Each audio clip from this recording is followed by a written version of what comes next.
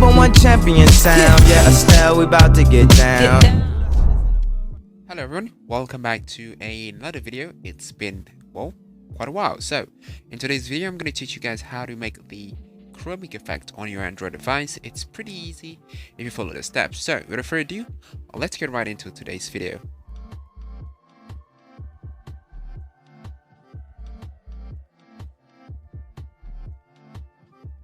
Alright, so we're going to move to Pixel Lab.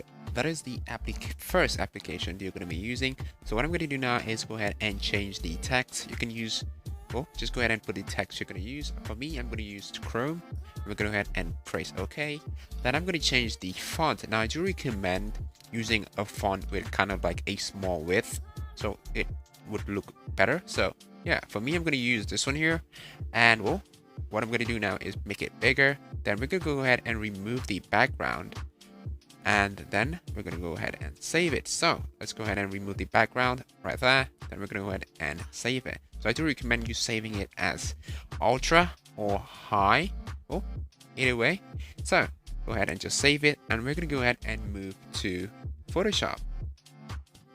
Alright, so what you're going to do now is go ahead and open Photoshop. And I'm going to create a brand new project. And this is going to be the value I'm putting in, 2500 times 2500, just like that. And what I'm going to do now is go ahead and import the image we just saved. There we go. I'm going to place it in. Then I'm going to add a background because, well, it would be easier for me to see. So go ahead and invert that real quick. There we go. And I'm going to put this in the center. There we go. So what you're going to do now is go ahead and go to the FX panel and go ahead and click on bevel. And then we're going to go ahead and put the angle to 45. That's not 45. Go ahead and put on 45. Now I do recommend you going 45, minus 45, and then 130 because, well, it will look really good that way. So okay, there's going to be the value. We're going to have 30 for distance, 20 for distance, and then 15 for blur. So I'm going to put that down, and we're going to go ahead and change this. So this is going to be the curve.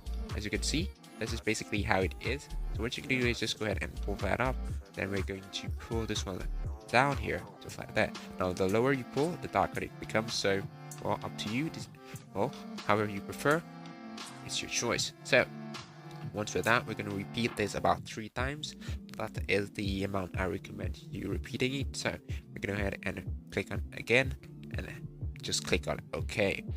We're going to go ahead and change that first though. We're going to change this to minus 45. Wait, I'm going to add the minus first. There we go. So here's the minus, and we're just going to repeat that. Go to curves and just click on OK. So as you can see, it's looking really good right now. Looking really good, but I'm trying to add more. So the last one, we go ahead there, and then for this we're going to do 130. That's not 130. That's not 130. All right, so here's 130. We could go over that. As you can see, it looks great. So I'm gonna go ahead and click save, then go to curves again and save. All right, so the next part is going to be adding borders. So it's basically up to you if you want to put it or not. Well, I just want to put it. So here we go. I'm going to go ahead and select layers just like that. Go ahead empty. Then we're going to go fill and stroke, and we're going to change it to stroke. Now, normally I would do 15. We're going to check this out first. Let's see, 10. Oh, it looks a bit small. So let's try 15. And see how it is. It looks great. Okay, 15 looks great. I'm gonna go 13 because, oh, I guess it's in the middle. 15, I guess, and 10. So we're gonna go 13, and we're gonna go ahead and select layers. Then we're gonna extract it out. So once you extract it, it should look basically something like this. Alright, so what we're going to do now is go ahead and add the glow effect to it. So here's the glow. Go ahead and click in it, and it's going to be red. So what I'm going to do is go ahead and change it to black because we're going to add kind of the depth fill to it. So basically go ahead and, well, save it. There we go. So go ahead and select the layers and extract it again. So it should look something like this. Now I do recommend you duplicating this. Go ahead and duplicate it. Once you change it to overlay, as you can see, go ahead and duplicate it and it should look something like this. Now for this next part is basically adding color. So let's get started. For the color, what you're gonna do is go ahead and, oh, I do recommend you creating a brand new gradient palette because, well, it will look better than using only solids. So I'm going to show you my gradient palette here that I just created for, well, this particular design. We've got this one here. Once you blend it, it should look basically kind of gold. Well, it looks really great. We also have this one here, kind of, you know, a vaporwave feel to it. So, but I'm going to be using this one here. So we're going to go ahead and save this one here.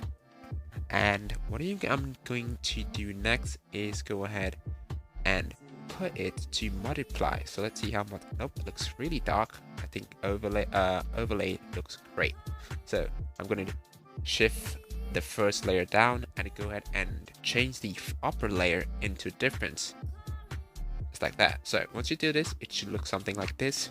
We're just going to give it, well, many colors and it should look really good, to be honest.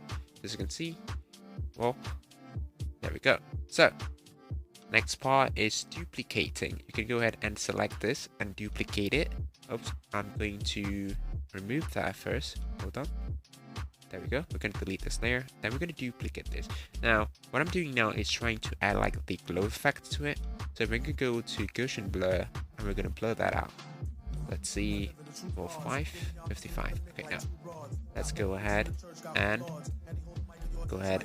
go again. So this is what it looks like. I think I will stick with this, I guess. Let's see, maybe 50. Let's go 88. Let's see.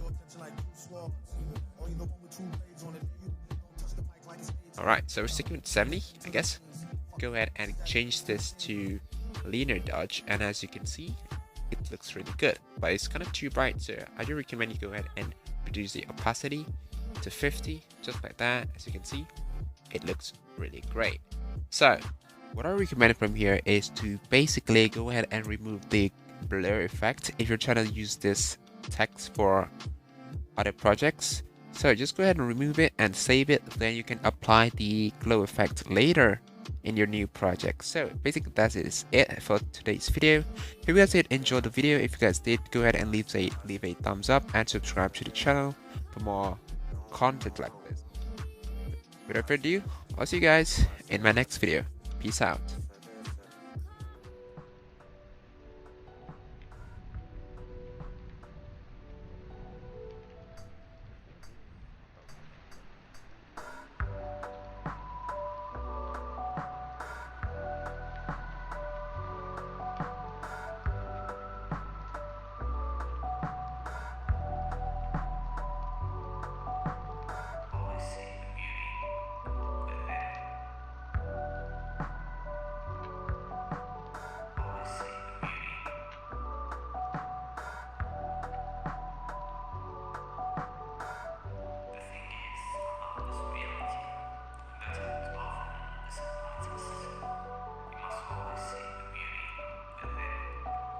Inside the human body, always see